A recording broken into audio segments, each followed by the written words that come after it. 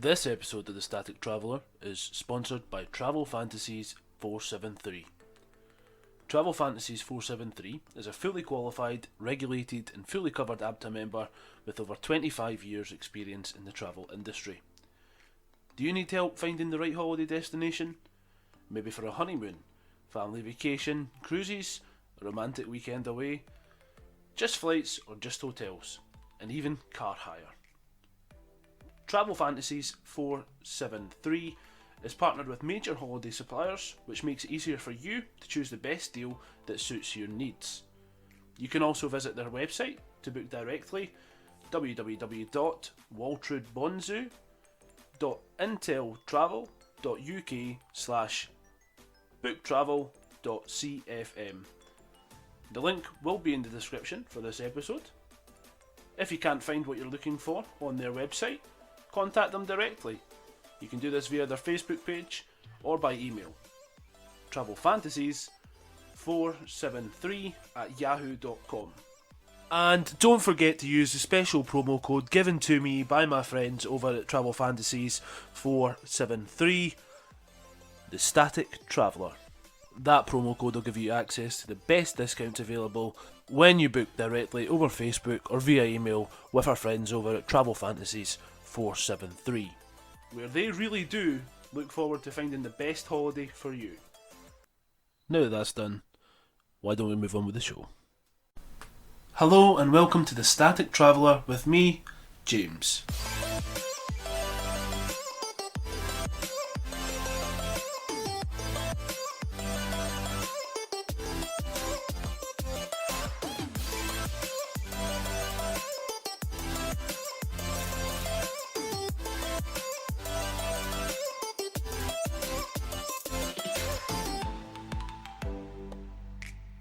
Hello and welcome to the fourth episode of The Static Traveller, the podcast where I speak to travellers of the past and the present from around the globe, and I let them tell you, in their own words, about their adventures throughout this amazing world.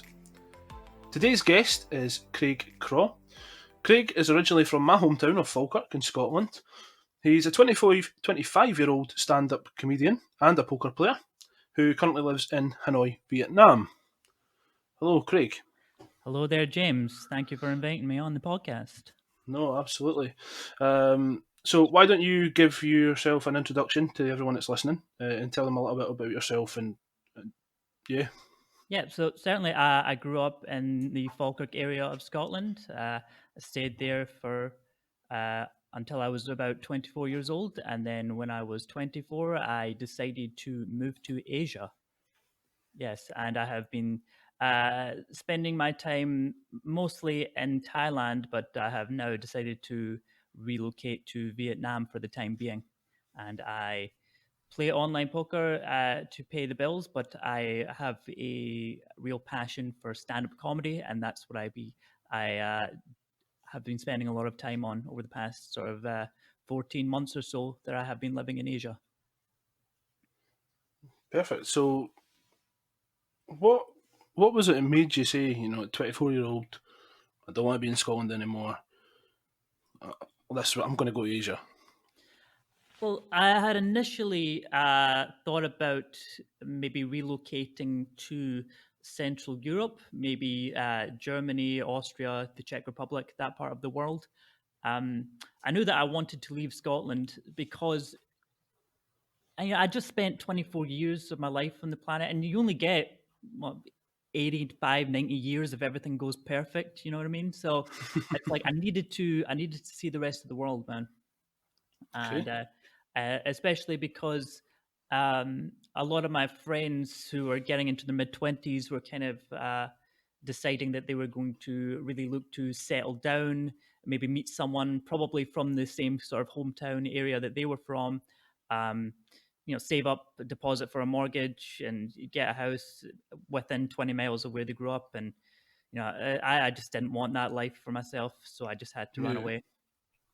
So, what was it that made you want to go out and travel? What was it, was it the comedy you wanted to do? Was it just something you wanted to do away from here? Or was it the fact of, you just wanted to travel and then you found comedy? Well, I had done comedy in Scotland for a couple of years when I was like 18 or 19, I think. But then I decided to give it up to focus on getting good at online poker, which was that became my main passion at that time of my life.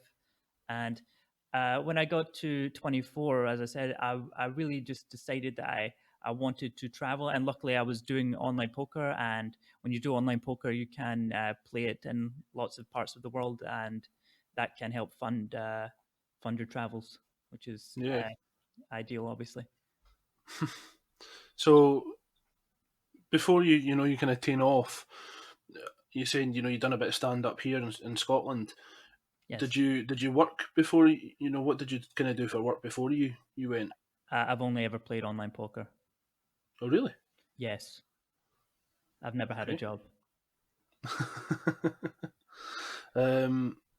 So did you do that right from school then, or did you do that? Yes. Okay.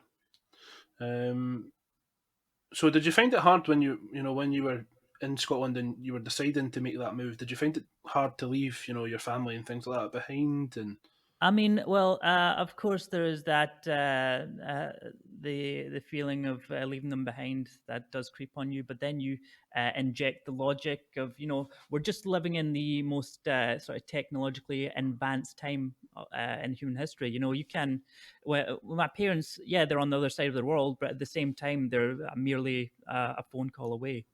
you know if I ever really wanted to speak to them, it wouldn't be hard to get in contact with them. And you've got to think about all the people that decided to go on big travel adventures during the 80s and 90s when we just didn't have that kind of technology, and they still went out there and got after it and saw what yeah. they wanted to see. So when it came to initially taking that step of traveling, was there anything that you found difficult? Anything that kind of stood in your way from making that leap, or was Well, yes. I mean, there's obviously the fear of doubt. There's the fear of doubt that I'm going to go to Asia and I'm going to absolutely hate it because I had never been to Asia before. I hadn't. All I've heard was from other people's experiences. I didn't. I knew that I was going to be there for a long time, or at least my plan was. The big scare, the only thing I was really afraid of was going there, hating it, and then having to just buy a plane ticket back to Scotland, with my, uh, tail between my legs, telling my family that I'm back now, even though I told them that I was going to be away for a while. But yeah, it's been 14 months that I have been here, and it's been leaving Scotland to move to Asia is without question the best decision of my life so far. So yeah. okay? And what would how would you put it to people that are maybe sitting here, wanting to make that jump, wanting to move, or Mhm. just leave everything behind and go? How would you say to them, it's okay? How would you convince them? Okay, well, what I would say to these people is that you shouldn't be scared. You shouldn't be scared of what's out there, and you should really realize that you have an opportunity to really do something that the vast majority of people in the world cannot do. Don't feel bad that you got lucky and you were born in a country where people make £2,000 a month on average, and they can afford plane tickets, and they can afford to see other parts of the world. But you inject the logic that there's parts of the world like for here in Vietnam, for example, the average wage in Vietnam is about £200 a month. So these people cannot afford to go and travel to Europe and all the rest of it. And Europeans, people from the rich part of the world, they have the opportunity to go and see these other parts of the world. So my advice would be: do not fear what's out there. Do not fear the unknown, but take advantage of being blessed with the opportunity that other people just don't have. Yeah, I mean that's the perfect message, I suppose, when you look at it like that. Yeah. Um, so predominantly this is a travel podcast. Yeah. Obviously, there's other things that we'll talk about as well. So back home in Scotland, what was your first holiday as a child? What can you remember the first Yeah, place? my first holiday as a child was going to Florida with my parents and sisters. That was yeah, I cannot remember it too well because I think I was 5 years old at the time, but I can remember vividly going on a certain it's not a roller coaster. What do you call those what do you call those rides that are like vertical up and down? all the time. Oh, kind of like the Pepsi Max kind of thing. Maybe you go up and then it just drops you down and then brings you back up, Yeah, drops you down again. I can't remember what they're called, but Yeah, I know what you're talking about. vertical, It's like yeah, vertical drops or whatever. I can remember yeah, being on this vertical drop, and not really realizing what I was getting strapped into, thinking this was just going to be a very child friendly ride or whatever, and then just getting the fright of my life and crying very heavily during the ride and for several hours after, apparently, according to my parents. So yeah, that's the one thing that I remember most about my first ever holiday away. so was that Disneyland that you went to then? Yeah, Where it was was. it? I believe the ride. I'm not sure if it is around now, but it was called Tower of Terror. Oh yeah, I've heard of that one. Yep, Yeah, never that been was what it myself, but was. I've heard of it. Yeah. So you mentioned there you've got mum and dad, and you've got, is it sisters? You said as well. Yeah, sister Stephanie and Kimberly. Yeah.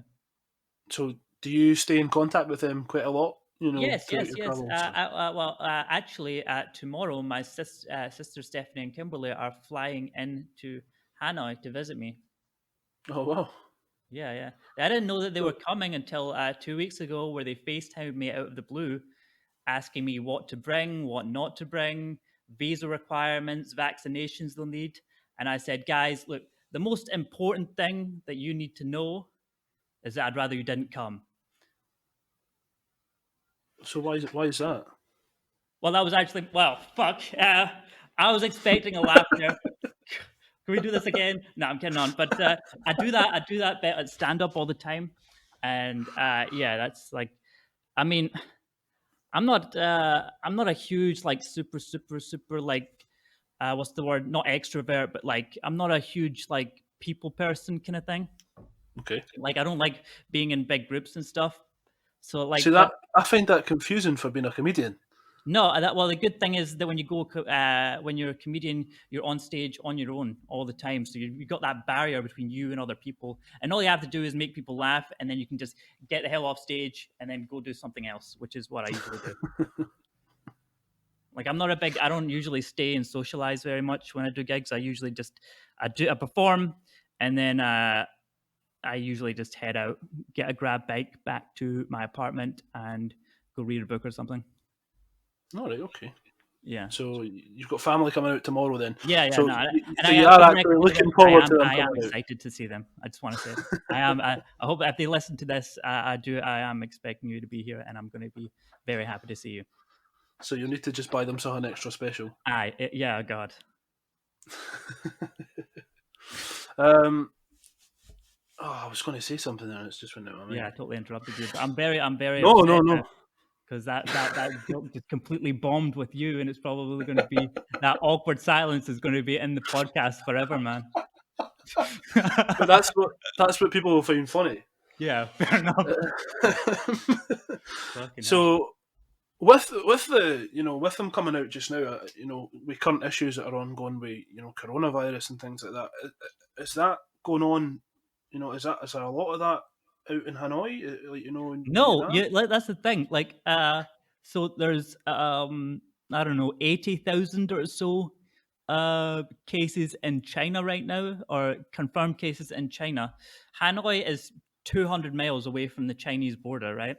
We have the whole of Vietnam has had 17 confirmed cases. 17. That's less than UK. That's less than Germany. Less than Italy, Yeah, America, whatever. And yeah, there was actually one confirmed case in Hanoi yesterday, but yeah, nobody's panicking. I wouldn't say it's a non-issue, but Vietnam are just especially good at dealing with these things now. They're just so prepared to be. I don't know. Maybe it's because of their history of just being, you know, uh, all the horrible history that's happened to Vietnam over the past 60, 70 years. They're more prepared for these kind of crises than other countries. So yeah, they're doing a really good job with the resources that and they have. is it when I think of Vietnam, I think of like backpackers, like like I don't think of like how like with Scotland or major cities, that kind of thing. We've got big buildings everywhere. I don't think of that, and I know there's going to be an element of that in Vietnam, but I just kind of see simplicity. I don't think of I don't even think of like stand up in Vietnam. Mm. I just think when I first seen that, and that's kind of what you do. I was like, wow, that must be really difficult, because obviously there's a language barrier, but then also I think, the amount of people that are backpacking out there or traveling out there, you're always going to have an audience because there's always a new influx of people and they're never there for long. Yeah, absolutely. Well, first of all, that's the thing.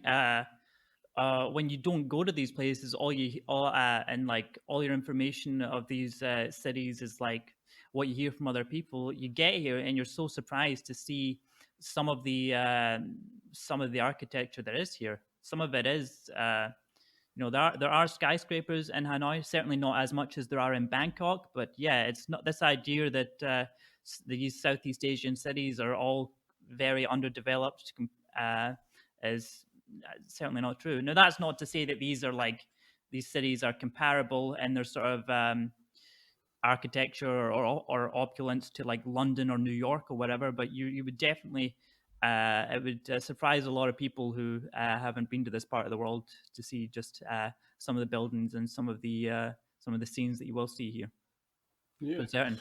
But as far as the comedy question, certainly one thing that a lot of people don't know about is that these cities have thousands and thousands of expats, not just travelers or backpackers, but just like people from the Western world that have just decided to live here.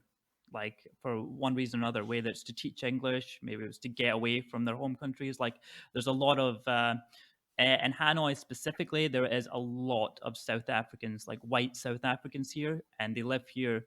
A lot of them live here and they teach English or they do whatever. And a lot of that is because of the problems that are happening in South Africa right now.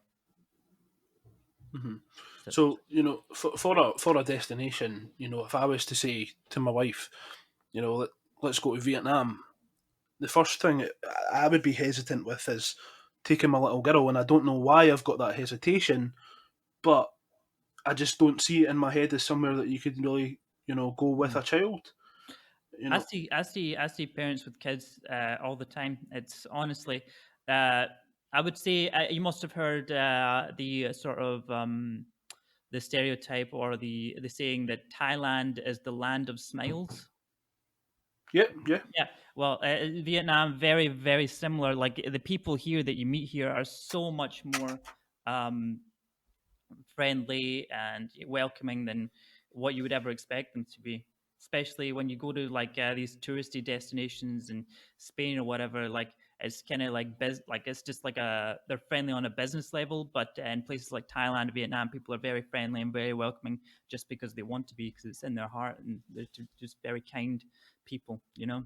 But yeah, Yeah. as far as I can tell, there's no like there's very very little like street violence or anything like that in this part of the world. It's a very very safe safe place to be. Obviously there is like in these parts of the world there is like a level of poverty that just does not exist in the UK. So um when you're in the touristy areas especially, definitely zip your phone up in your front pocket or something like that. But as far as like worried about anything bad happening to your little girl, you don't really have that. You shouldn't really be worried about that. It's very very I don't think it's anything about I've not got a fear of anything happening to her. It's more of I just don't see it as like a family vacation place. I mean, I don't know. Like, I'm not a family man myself, but honestly, like the things, if you took your daughter to Vietnam, I think she would just like, it would just be like going to a different world for her, and for you Yeah. and your wife as well. Like, you'll have foods here that you've never tried before. You'll see things that you've never seen before. I You think know, it would be more of an experience for me. When my wife, yeah. she's done a bit of Asia travel. She's Oh, travelled in Asia, sorry. So oh, perfect. she used to go out, for a couple of months at a time to Thailand. Oh, nice. Um, don't ask me where it was, but I just know that she's done that, and she's done that, over a consecutive period of a couple of years. Nice. So she's had that experience, and Mm. I think that for me, that's it's definitely one place that I want to go. And she keeps on saying that somewhere we need to go, we need to go, we need to go. But then I think I've got yeah. that hesitation of I mean, again. it's not a place for my daughter, kind of thing. I mean, uh, once this whole Corona outbreak kind of dies down a bit, once things settle with this, yeah, I would honestly recommend it so much because it's just like it's such a much more of a cultural.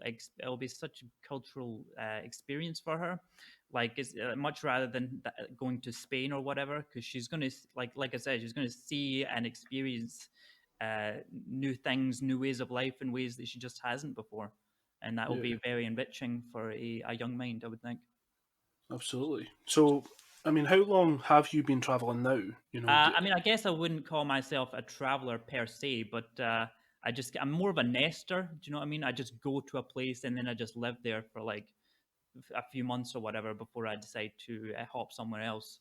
So I had initially flew out to Chiang Mai, Thailand, in the north, and I stayed there for about 4 months. But the problem with Chiang Mai is that it's only got 400,000 people. And when you want to be a comedian in Chiang Mai, you get maybe 1 or 2 nights where you can do some stand up comedy for people at most. So I knew then that I just had to move down to the big cities. And so I moved down to Bangkok, Okay. and I stayed there as my base for like 7 months or so. But so when you move to Asia, unless you get a proper work visa, your only sort of options would be to get the 3 month tourist visa, or Well, it's although, actually rather for Thailand, it's a 2 month visa that you then extend to 3 months oh, while you're sorry, in. Craig, you just went there. I don't know what happened there, but you just kind of. All right, I'll start again. So I initially moved to Chiang Mai, Thailand, and I stayed there for about 4 months. But the problem with living in Chiang Mai, Thailand, is that Chiang Mai only has about 400,000 people, and so when you want to do comedy, that just wasn't the city I needed to be in because it's like a much smaller population and there's much less opportunity to get on a microphone and perform in front of people. So I had to move to Bangkok, where I got a lot of stage time there. And I stayed there for about 6 or 7 months, as making that my home base. And yes, well, the thing with living in Thailand is that if you want to do this, you need to. The only real way of living here, unless you get a proper work visa, which I wasn't on, is to get a 2 month tourist visa and then extend it to 3 months while you are in Thailand. But then, when that before that 3 month period finishes, you need to leave the country, and then while you're in another country, you need to then reapply for another tourist visa to go back in, if if if you can follow that. So Yeah, while I absolutely. was while I had left Thailand to do the what's known as the visa run, I went to Vietnam, and I Okay. went to Vietnam. I went to Saigon initially, and yeah, I had a very good time. I really liked Vietnam, and so and I did that 2 or 3 times, like as my visa runs to Vietnam, twice to Saigon, and then once to Hanoi. And Hmm. then when I decided that it was time to get out of Bangkok, I decided to move to Hanoi, which is where I am now. And when you go to Vietnam, you don't have to extend a 2 month visa to a 3 month visa while you're in the country. They just give you a 3 month visa, which is So, how ideal. does it work where you're living? Do you just kind of stay in a hotel? Do you stay in like No, I got hostels? an apartment here. They lease out like that's one of the nice things about Asia. There's so many places that just do either 3 month leases or month to month leases, and it's very cheap as well. This is one of the good benefits of living in Southeast Asia, especially when you're pursuing some sort of entrepreneurial or creative passion, is that it's significantly cheaper cost of living than back home. Like, for example, when I was living in Chiang Mai, I rented a studio apartment. You know, it had a perfectly nice bed, nice work table, a little bit of a little small couch, and a bathroom with a toilet and hot water. And that full studio apartment for the month was the equivalent of £150 rent a month. Wow, Yes. that's a But big. yeah, yeah, it is. I mean, in Bangkok, it's significant, a little bit more expensive, and it's harder to find places that are that cheap. But my last apartment in Bangkok, I was paying £400 a month for a nice one bed, and before that, I was living in another studio, paying about £250 a month, and that's in the city. That's not on the extreme outskirts or anything. That's right in the city where everything's happening. But So now, what's yeah, on you go? Sorry, on you go. okay. But now that I'm in Hanoi, I've got a nice one bedroom apartment with two bathrooms actually, and it's £300 a month. So. Wow. So what's the plan for you? How long are you planning to? Are you planning to stay out there? That's it. You're No, not no. coming I back.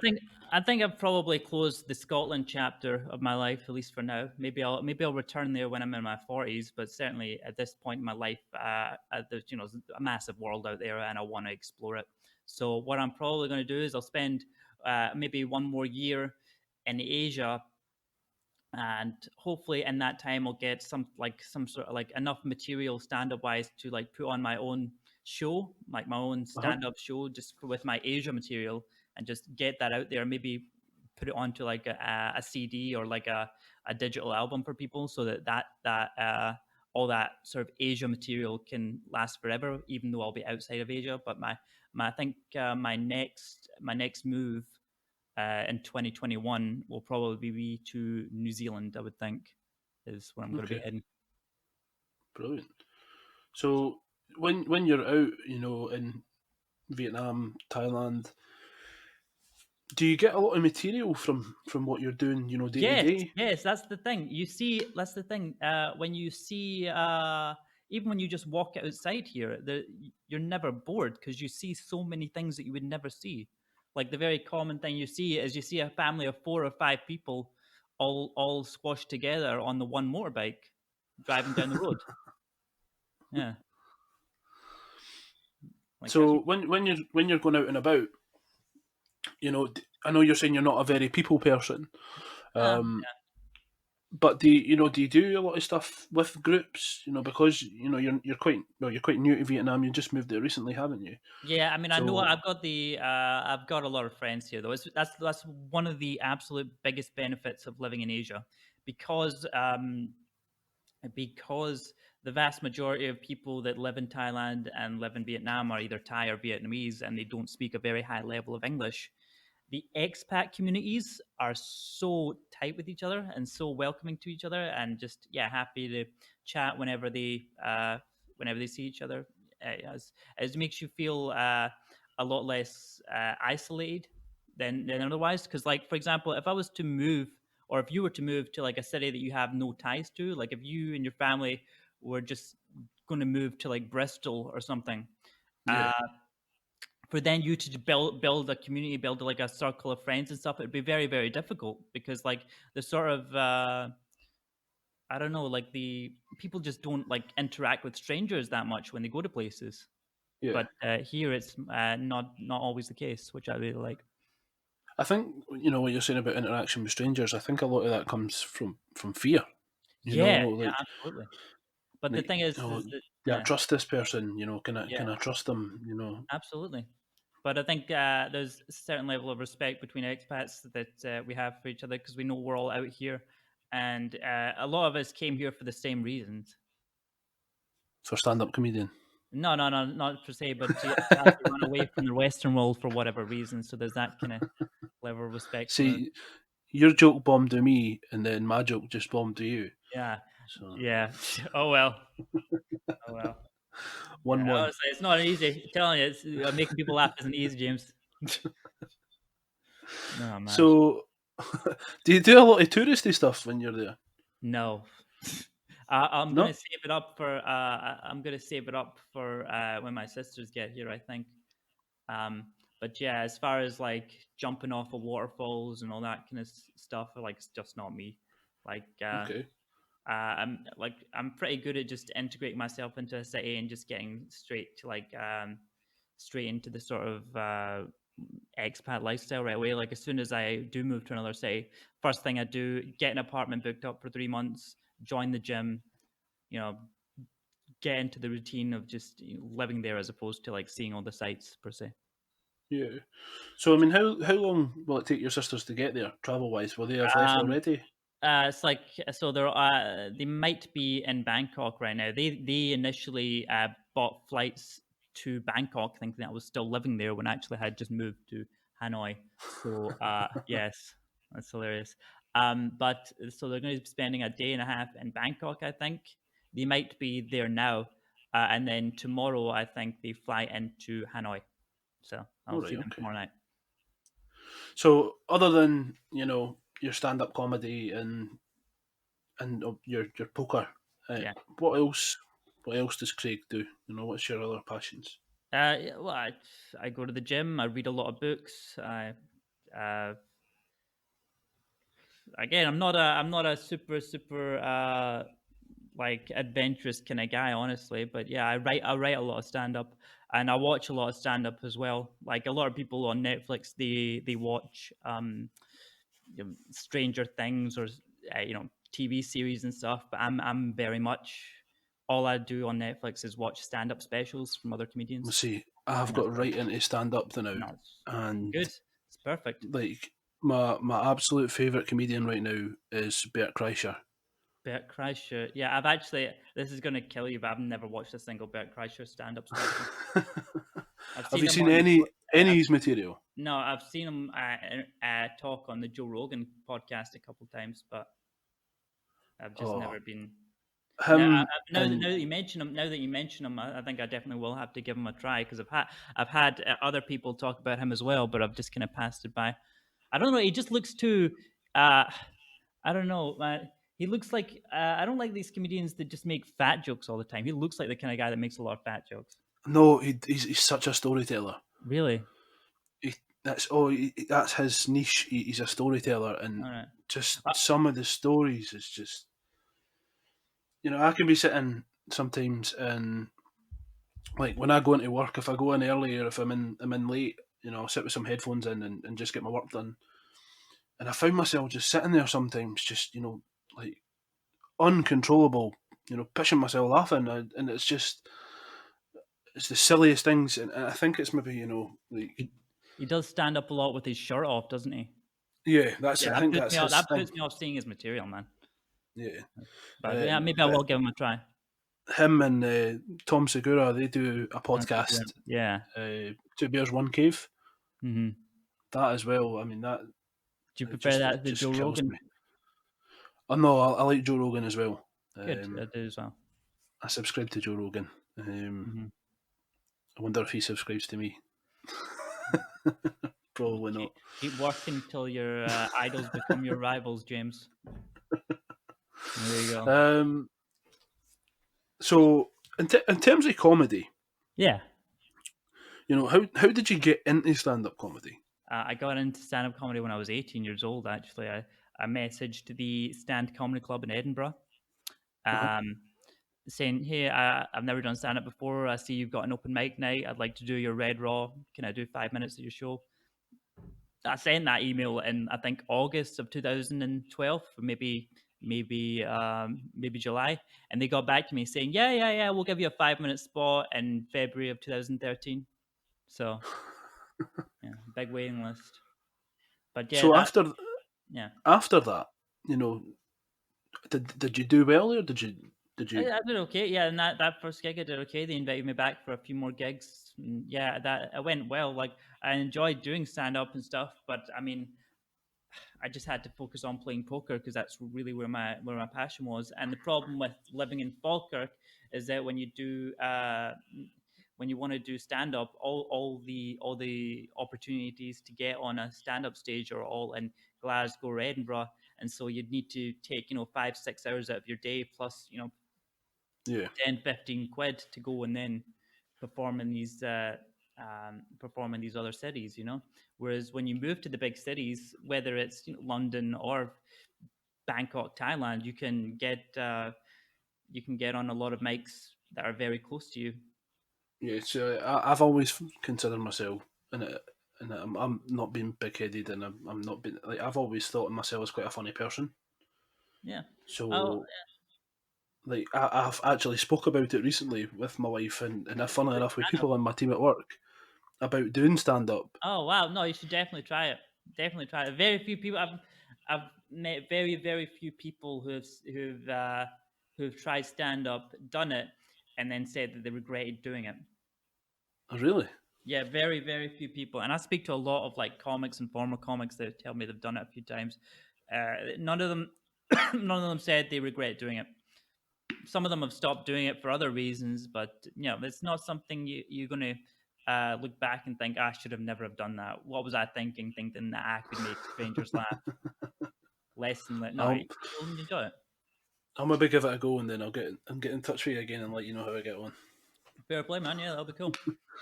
So, when you were growing up, did you always want to be a comedian? Uh, no, wanted to be a poker player, so I did that, and then, but now I'm thinking that I probably should be a comedian as well, because it's just one more thing that you can do, where you can get paid in different parts of the world for while you're traveling. Like if you're a very very good comedian and you just want to go and have a holiday in Australia or whatever, you can get in contact with people and they'll probably set up some nights for you to get on the stage. And then, if you're good enough and you've got enough experience and people recognize that you're a very very good comedian, they'll throw you some money as well. So that's one more And thing. with being a comedian and a poker player, right? So Hmm. when people ask you, Craig, what do you do for a living? And you say, I'm a poker player, but I'm also a comedian. How do people react to that? Um, they usually think I'm bullshitting.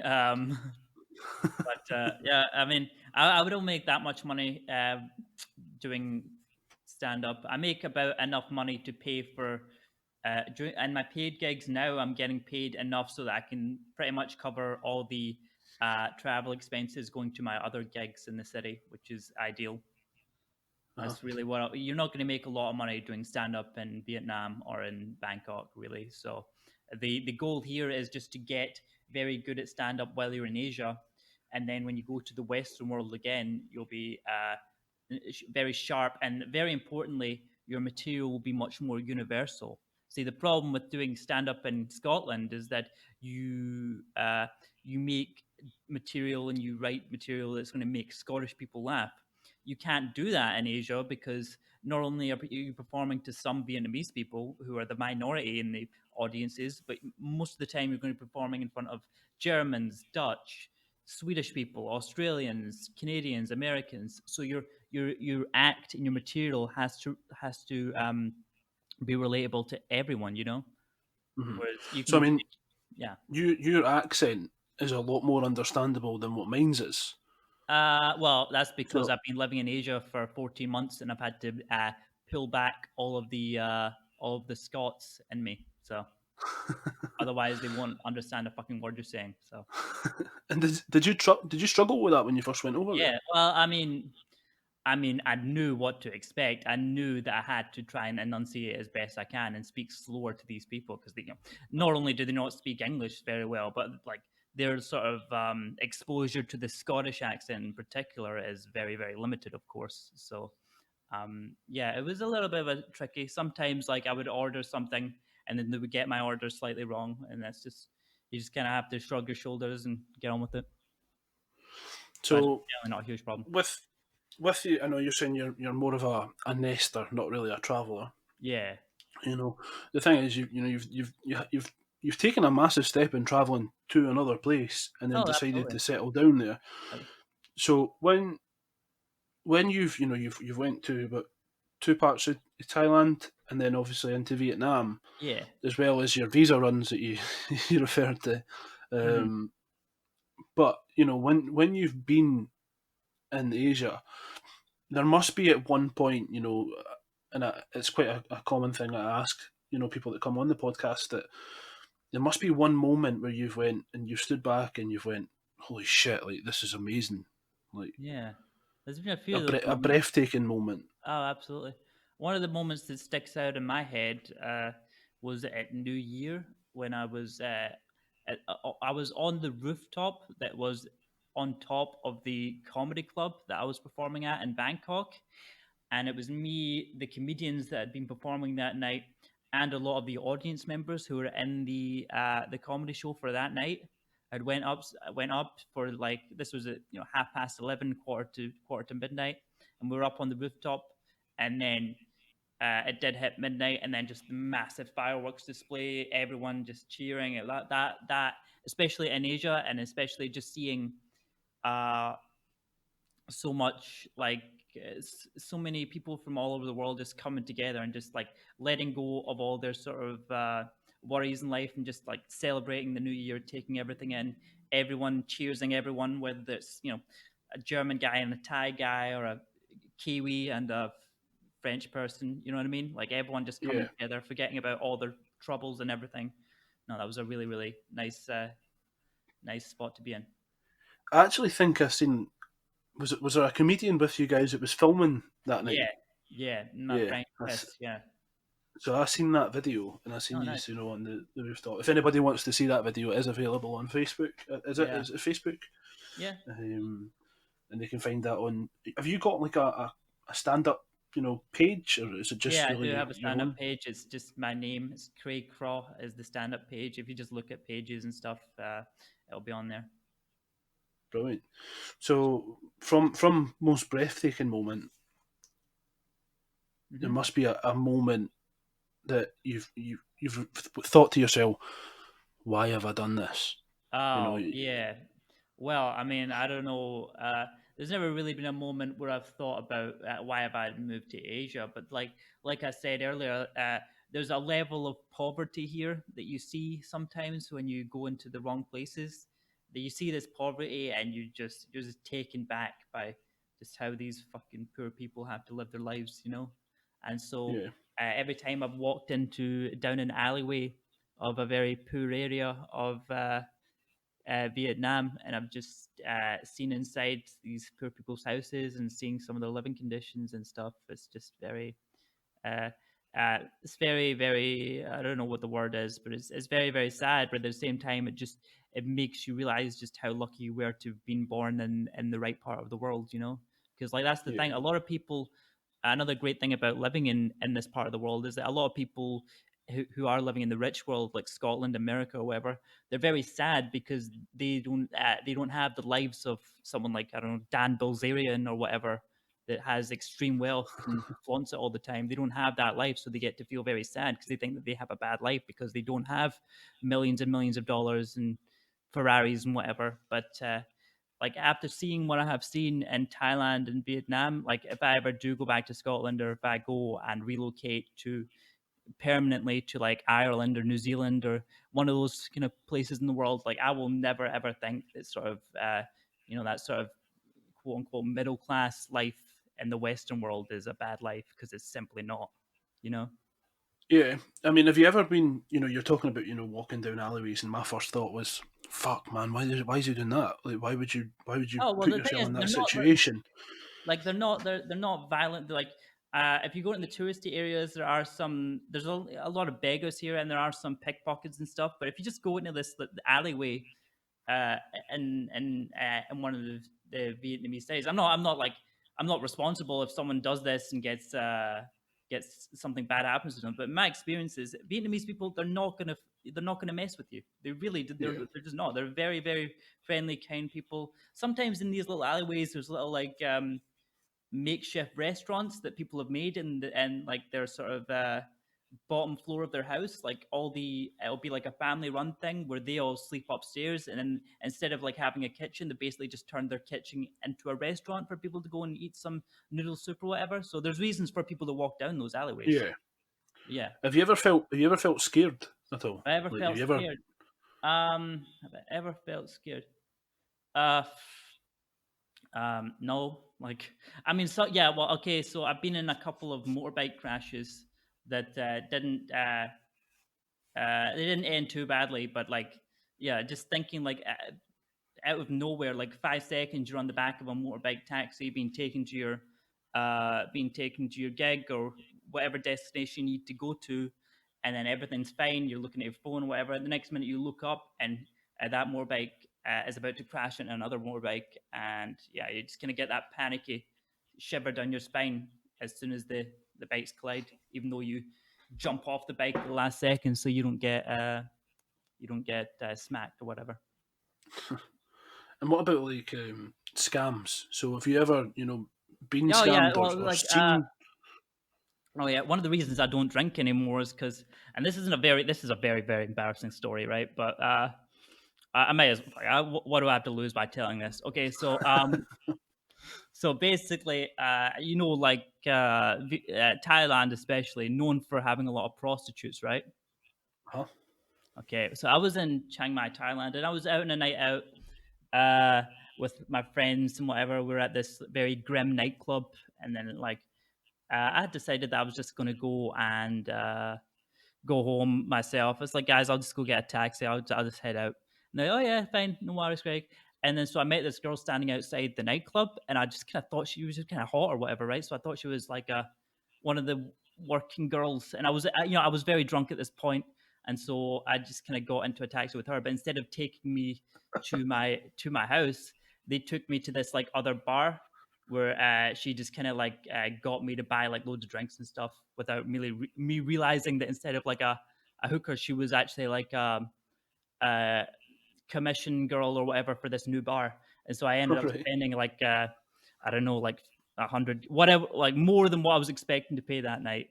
And I didn't even get her to come home with me. So that's a very embarrassing story. But I don't drink anymore, so silver lining or whatever. Like lesson learned. That's me off the booze. So So when you're talking about money there, yeah, you know, and you saying you play online poker, yeah. you must have been at points where you've had a big loss or something like that, or also like where you have spent a bit too much money, and how do you kind of recover from that? How do you? Well, no, it's like one of the good. Well, I'll tell you exactly how to recover for it. You limit your spending. Like I was saying, okay, so in Thailand it's a little bit more. I think the average wage in Thailand is about £400 a month. I would guess. Yeah, I think Uh-huh. that's about right. So 400, 350, £400 a month is the average wage for a regular person in Thailand, and and yeah, in Vietnam, it's a little bit more than £200 a month. So, and I'm not saying be that extreme. And like, if you're like a Westerner, you don't try and live like a normal Vietnamese person because you probably won't do a very good job of it. But uh, like for example, nobody cooks in Vietnam because eating out is so cheap. Like I go to this all you can eat buffet that's like 50 meters away from my house every single like afternoon, and Uh-huh. it's 50,000 for the all you can eat buffet, and it's really really nice, really nice staff. Everything's perfect. It's got all the food you can want. It's a vegetarian buffet, which is not a big problem for me. I'll just go get some meat. Uh-huh. I'm not a big meat eater, but when I do eat meat, it's like whatever. I can survive off like vegetarian food. So this vegetarian buffet is 50,000 Vietnam dong, and you can eat as much as you want. And 50,000 Vietnam dong is like, I want to say like £1.60, £1.70. So Okay. if you were in need of money and you just had to like really watch what you were spending, what a lot of people have been doing now, especially because a lot of the English teachers they don't have any money coming in because of all the coronavirus. They've just closed all the schools, right?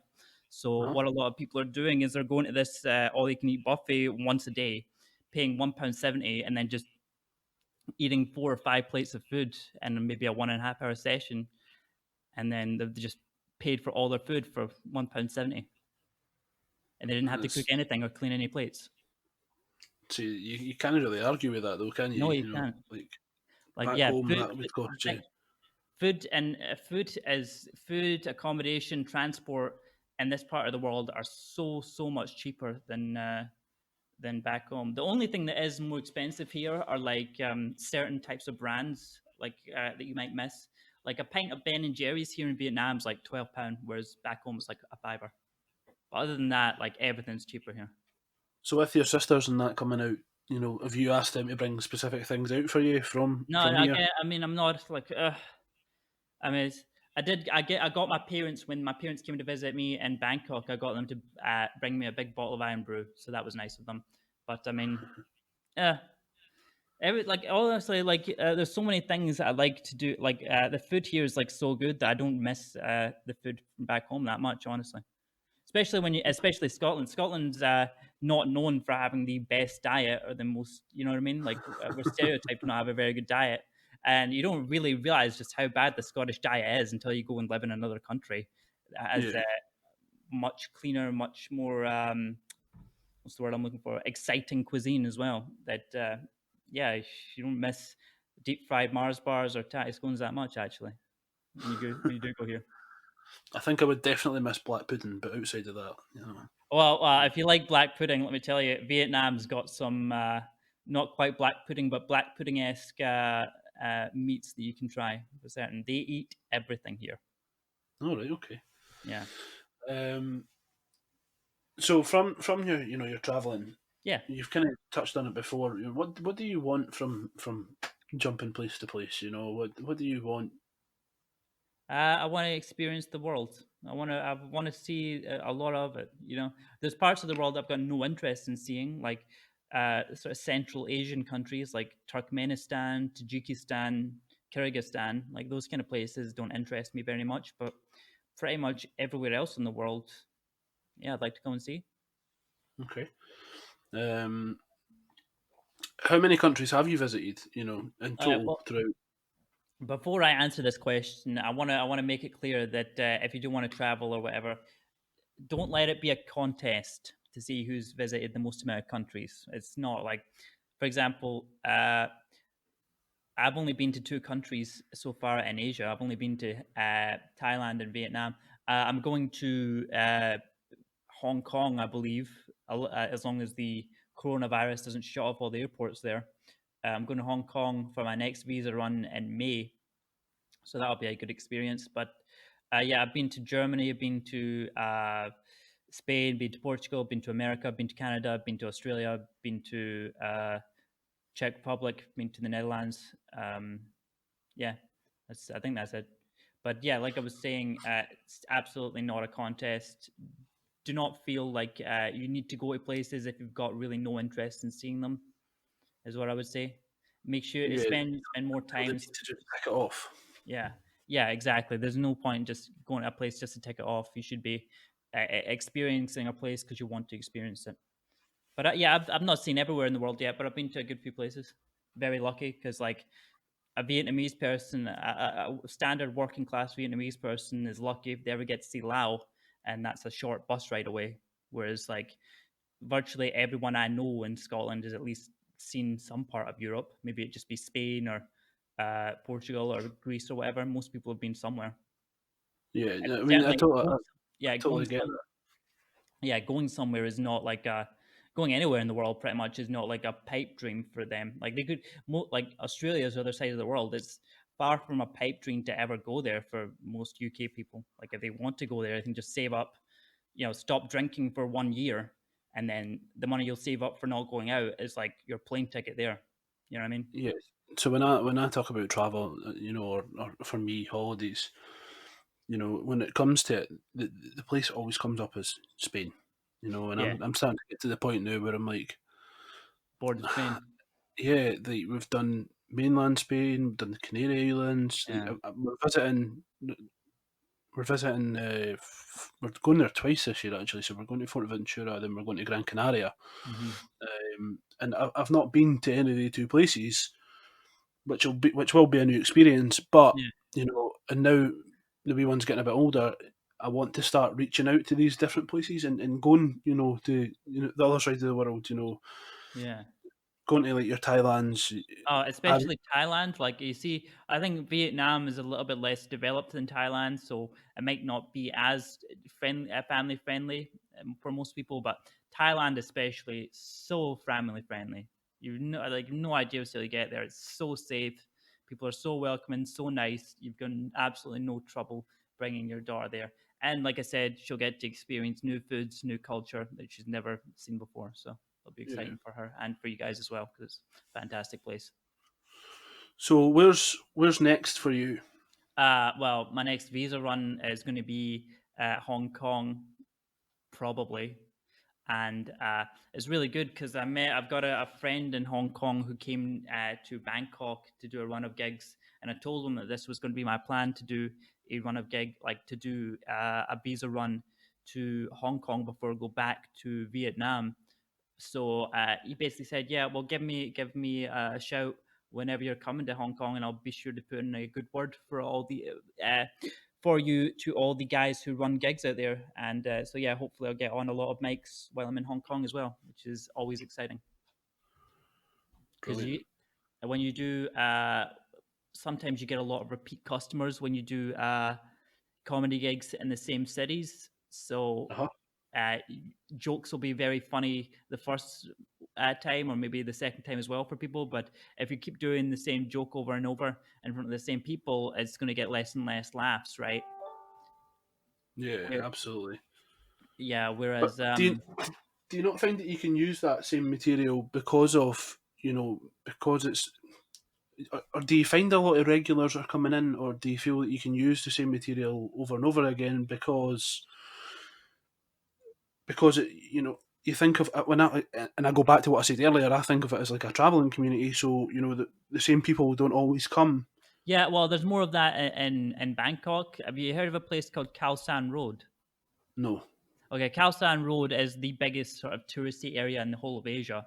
It's like a big, massive backpacker street, and so the Khao San Road, the Khao San Comedy Club was a comedy club that was set up by comedians who do comedy for primarily tourists that Uh are huh. on that road looking for a good time that night. So we would perform for them, and we would never get repeat customers. So that the good thing about that was that you could really polish up your material to make it as smooth as possible and just as sharp as possible. But the problem was that it allowed you to not have to be very prolific and just kind of phone in sets all the time instead of really trying to write a lot, get as many new jokes in you as possible, and just kind of become as best as you can be. But when I'm in Hanoi, I'm performing mostly to expat communities, so I'm Uh huh. to try and write a lot and just keep writing, and keep trying new stuff, which is very exciting, and it's very good for me as a comedian as well.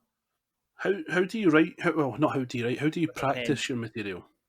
How do I practice it? How do I practice it? Well, Yeah. you write something down and then you just kind of. Well, I practice it in the mirror a lot, and I'm kind of when I've got the punchline for a joke, I spend a few minutes really trying to make the build up as best as I can, and then I do my best to memorize that little bit verbatim. A lot of guys, some guys are very like comedians are very different. Some people are like so they'll have the punchline, but they don't really care as much to the build up. They just kind of flow into it, and it kind of feels more like a conversational kind of trance into the punchline. But for me, I'm Uh-huh. much more of like a joke teller, whereas I have to remember the build up sentence to the joke like as best I can, and then I deliver the punchline. So it kind of Okay. feels like yeah, that's how I practice. And then if I want to try out these jokes, I will go to the open mic nights that are around Ho Chi Minh. They yeah, if you really wanted to do as much comedy as you possibly could, you could get on at least 10 or 11 microphones a week if you wanted to in this city, which is really nice. Yeah. And how do you deal with hecklers? How do I deal with hecklers? There's not that many in Hanoi, but uh, I'm not a big like. I usually just kind of keep going. Like that the sort of improvisational sort of crowd work isn't a huge part of my stand up right now. I'd like to get better at it. I'd like to get better at it. It's something that I think I need to work on. But generally, uh, yeah, you don't get that many hecklers, and Okay. sometimes they'll say something, but if you just carry on, they'll just kind of shut up. And have you ever completely like died on stage? Oh, Have you ever? 100, like I want to maybe not hundreds of times, but dozens of times. Hell yes, I have. That's the thing. Well, that's the thing that you get into your head when you start doing comedy and it starts going well. You think it's only going to go up. When in reality, there's going to be times when you're just going to absolutely bomb. You're just going to absolutely eat shit, and it's just going to be horrible. But it's just part of the game. If you, we have a saying that if you're not dying, you're not trying. So All right. Yeah, I suppose it's the best way to learn. yeah, absolutely. You learn from that because you say to yourself, I don't want to ever be in that situation again. Yeah, yeah, absolutely. I mean, you will be, but you say that to yourself, and it just uh, never a failure, always a lesson kind of thing, you know? Yeah. So what's the funniest joke that you've ever heard? It's the funniest. Uh, my favorite joke is in the Anthony Jeselnik Fire in the Maternity Ward special. I won't ruin the punchline for you, but it's the joke is about a couple phone calls. But a good joke that I heard recently from someone else was, "What's the difference between a lentil and a chickpea?" I don't know. I've never had a lentil on my face.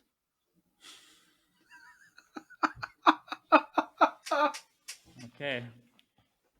Well, I'm not going to take credit for that because it's not my joke, but whatever. No, but still, that's a good one.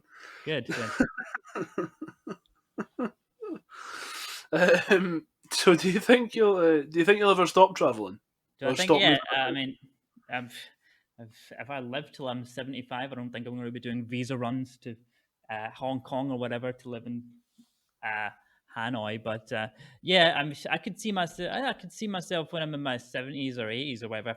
If I'm still alive, then to be more sort of settled back into Scotland or whatever. But certainly in my prime years, when I'm 25 years old, like fucking hell yeah, I want to see a lot of the world. Do you know what I mean? And comedy is going to allow me to comedy and poker. And I've got another few things that are on the back burner that I'm going to try and work on soon. That yeah, if I can create money while I'm moving around and while I'm traveling, why the hell wouldn't I want to go and see the world? Do you know that was the thing? Like I only played poker for years, and yet I never really traveled when I Mhm, absolutely should have. absolutely. Hmm. You like you say, you can kind of do that from anywhere. Yeah. As long as you've got like an internet connection, Hmm. you know, yeah, I don't see any reason why you can't. So the next part I kind of want to move on to is normally I would get my daughter to ask a question, um, or give you a question from her on her behalf. Okay. So the one I told her that I was speaking to a comedian today, so you know what's going to come. So she wants to hear a joke. Okay. Hmm. Try to think of one that's friendly to an 8-year-old. Is your daughter 8? 5. Oh god, even worse.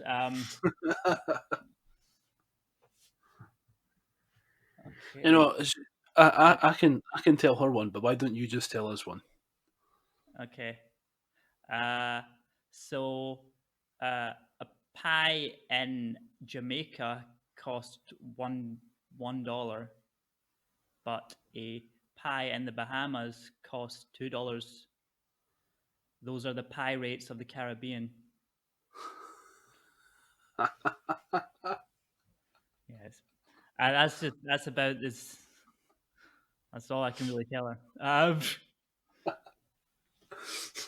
What about for us? Have you got one for the listeners? uh, okay, guys. Since moving to Vietnam, no, actually, I won't tell that one.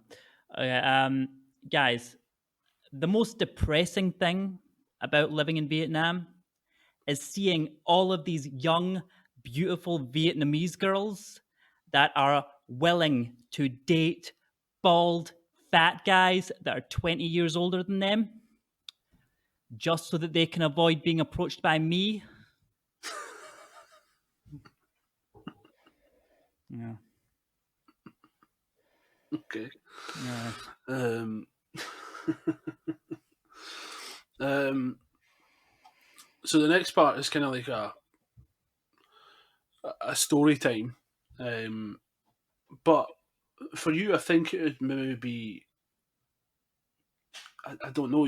I'll give you the option, right? So you can take us on a journey, all right, Okay. and tell us in detail about when you've arrived in one place and where you think people should really go, or I'll give you the option to do a couple of minutes of stand up.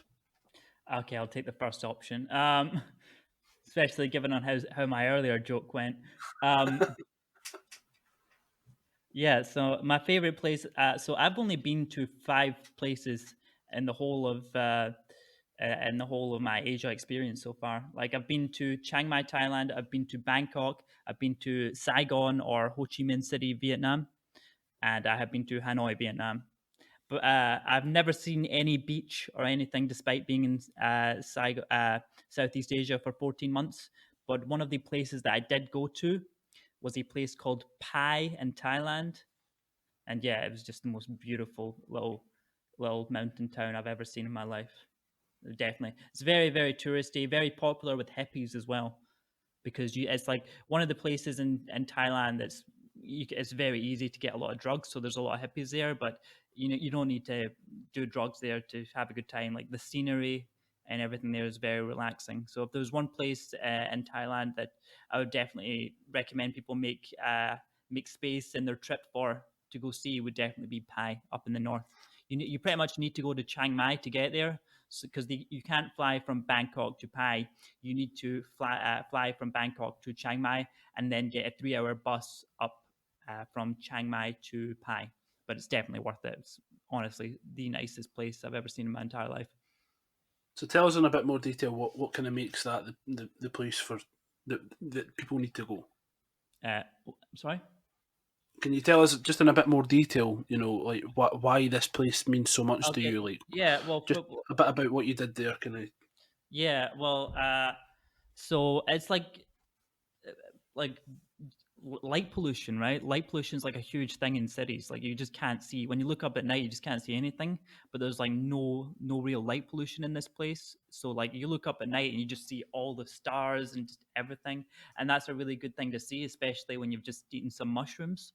And yeah, like I took my friend. I didn't mention this earlier, but my old childhood friend came to visit me back in November, and I took him to Bangkok, and then I showed him Chiang Mai, and then I took him up to Pai, and just the experience that we had when we were in Pai was like really great, because it's like, you know how in Southeast Asia everyone drives motorbikes.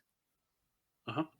Okay, well, if you've never driven a motorbike before, you definitely should not drive a motorbike in Hanoi or Bangkok, because it's so busy and you'll definitely get into an accident, right? But in a place like Pai, where it's only a few thousand people, the roads are very empty, and so it's like a great place to like drive a motorbike for the first time. So my friend got on a motorbike, and we drove all the way to a lot of the touristy spots around in the surrounding areas, and it's just yeah, it's just an amazing like place to be for a few days, just it's taking in all the scenery and just yeah, being in real Thailand as well. Like Bangkok, especially when you go to the touristy areas in Bangkok, it just doesn't like it's pretty grim, honestly. Like that's my biggest advice when people go traveling to like big cities and stuff.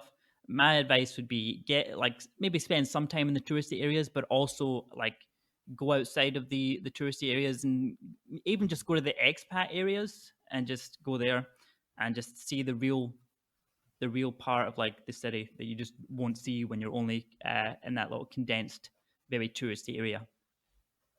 Okay. Yeah. Perfect. Um, so I've got a couple of kind of quick fire questions for you now. All right. All right. So I'll kind of go through them with you. And then what we'll do is I've got a couple of questions that have came from followers on Instagram. Oh, perfect.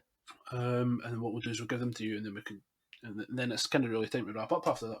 Oh, nice. So let's just get started. So quick fire questions. Craig, hometown. Falkirk, Scotland. When you travel, what is your travel essentials?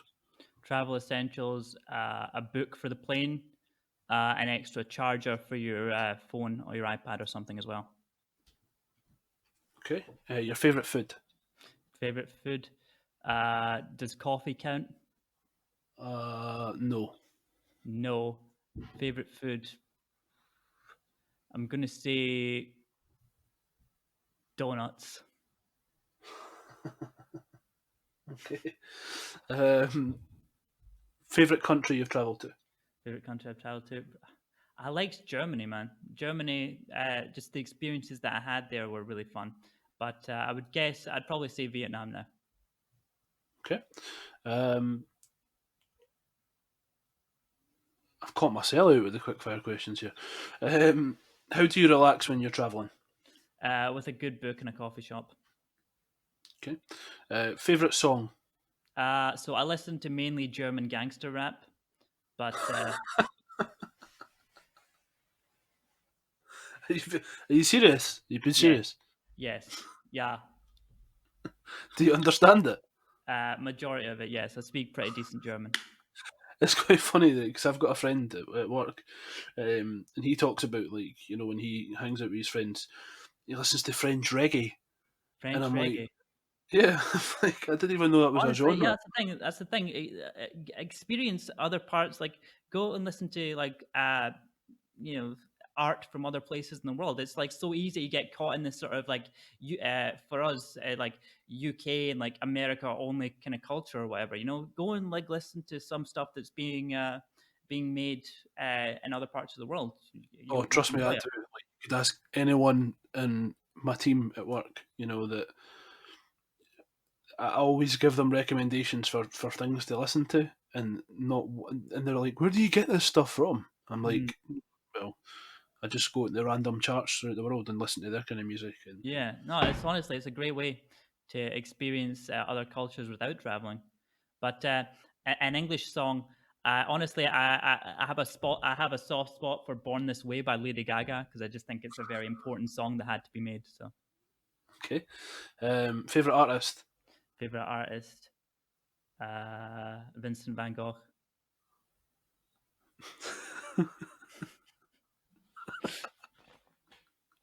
I'm laughing because I meant like I musical know what you artist. meant. I know what you meant. I was just trying to be funny. Uh, okay. Yeah, we'll go Lady Gaga. Okay, favorite drink. Favorite drink, coffee. I don't drink alcohol anymore after that incident in Chiang Mai, as I said. Favorite movie. Favorite movie, God. Do stand-up specials count? Yeah, I'll let you off with that one. Okay. Louis C.K. Uh, Louis C.K. stand-up specials generally, but Okay. yeah, No, standalone no, no. movie. If I was to say a standalone movie, I like Reservoir Dogs a lot. Okay. Um, I know you're speaking about Netflix and things like that earlier. So, favorite TV show or season, and this one can't be stand up. Okay, Rick and Morty. Oh, I love it. Good. Absolutely. Yeah. Do you do any impressions? No, I'm a terrible impressionist. Absolutely terrible. Let us hear your Rick. Okay, Morty, here we are. That's about it. I don't fucking do impressions, man. I probably should. I probably should. I know a comedian who lives in China, and he's really, really good at impressions. But so I maybe if I ever get the chance to speak with them, I hopefully get some tips off of him. Because if you can do impressions, not specifically of other people, but of other accents from around the world, it can be very beneficial. Like if you watch a lot of Kevin Bridges and Frankie Boyle, they do a lot of accents from during in their jokes. Sometimes they'll if they are trying to do a joke of like an English person, they'll put on an English accent. You know. See, I'm like, I love walking about the house and I'm like that. Hmm. Morty, Morty. That's Like, pretty good. A lot I better love than mine. Rick and Morty. Good. I do it as well. It's a very funny show. Do you? So you said, right? Okay. Do you speak any other languages? But we German. already know the answer to that one. Yeah. German. So give us a wee bit of German. Mein Name ist Craig. Ich komme aus Schottland, aber Deutsch spreche ich ziemlich gut. All right, translate it. My name is Craig. I come from Scotland, but I speak pretty good German. Okay. Um, you could do like a German promo for me, like, "Hi, I'm Craig, and welcome to the Static Traveller." Like, you have to like tell people Okay. to listen to the podcast in German. Hallo, ich bin Craig. Willkommen zu the Static Traveler podcast. Uh, what else? No, that's That's it. fine. Let's just move on. Okay. Right, so I've got a couple of questions from Instagram here, as I said earlier. So I've got two from quite a regular listener. He sends in quite a lot of questions, or she. Sorry, I don't really know. Acuvet India. So the first one is: do you like tea or coffee? Coffee. I like tea as well, but coffee. Okay, Especially in uh, Vietnam. The coffee here is amazing. brilliant. Yeah. Um, we've also got another one from them, which is quite funny because you're a comedian. So, who's your favourite comedian? I like Louis. The more Louis C.K. I watch of his stand-up, I think he's probably not the greatest person in the world if you follow what he's meant to have been accused of doing to women or whatever. But setting that aside, his stand-up is probably the best I've ever seen. The more Louis C.K. I watch, the more I'm convinced he's the greatest stand-up comedian of all time. But as far as guys that don't masturbate in front of women or whatever, then I'd probably say I like Anthony Jeselnik a lot because he's very very dry, very deadpan comic, and I like that a lot. But another one of the unsung heroes of stand-up comedy is a guy called Rory Scovel. Like he's got a Netflix special called Rory Scovel Tries Stand Up for the First Time, and it's just the fucking funniest thing I've seen in so long. It's hilarious. I like. Have you heard of a guy called Joe Wilkinson? No. He's on 8 out of 10 Cats. Did you watch Afterlife? Is that the one with Ricky Gervais? Yeah. Yes. Okay. He played Postman Pat, the guy with the beard. Wait now, I'll have a look at. Yeah. Joe Wilkinson. He's a regular on 8 out of 10 Cats. Does countdown and stuff. He's like not like he's just. Yeah. Nah, that guy just cracks me up all the time. I've not seen him do a lot of stand up, but when he's on panel shows and stuff, he just cracks me up. Yeah, he's very like one line punch kind of thing. Yeah, like, he's also very very weird, very unusual kind of comedy. I like it a lot. Very dry. Yeah. So the next one I've got is from Boogie_Travels. Mm-hmm. So what song would you say best sums you up? What song best sums me up? God, I don't know. I'd have to think about that. What song best sums me up? I don't know. Yeah. We'll go with the Fight Song by Rachel Platten. I like I like a lot of women songs. I like a lot of women female artists. When I do listen to English music, it's usually always female artists. Okay. Right. So, that's pretty much everything that I've got. First of all, I just want to thank you for coming on. Oh, thank you very much for inviting me. It's been a pleasure. It's been a pleasure to speak to you. And yeah, feel free to invite me back on. Yeah, it was actually my wife that put me on to you. Nice. And I was yeah, like, I knew Heather. Yeah, she was at my school. So, why don't you give everyone, where they can find your comedy, a couple of, social media outlets, that kind of thing. So, you're going to find me performing stand-up in Hanoi, Vietnam, as of right now. I do have a YouTube channel and I do have a Facebook page and a Twitter account, Instagram and all that. It's just my name, Craig Craw. I will be very shortly getting my website together. I'm just having it built by someone right now. And that'll just be craigcraw.com, where you can find videos and information about where you can find me next, and perhaps some blog posts as well if I do get back into writing. And your Twitter and things like that, is that all just Twitter, Craig Craw? Twitter.com /@CraigCraw. Same with Instagram, just @CraigCraw. That's where you can find me. Perfect. Yeah. That's brilliant. So I just want to remember everyone that we are also on YouTube. We're also on Instagram and Facebook. Please like and subscribe for the videos. Also, share it with all your friends. If you've got any questions, send them in to us, or send them in to me. Sorry, I keep saying us. If you can send them in to me via Instagram, it's the_static_traveller, or on Facebook, it's the Static Traveller Facebook page. You can also email in as well. It's thestatictraveller@gmail.com. Or you can, send me a direct message on Instagram or Facebook. But Craig, thank you very much for coming on. My pleasure, mate. Thank you. It's been an absolute pleasure. A great conversation with you. But to everyone out there, you keep travelling, and I'll stay static. Thank you.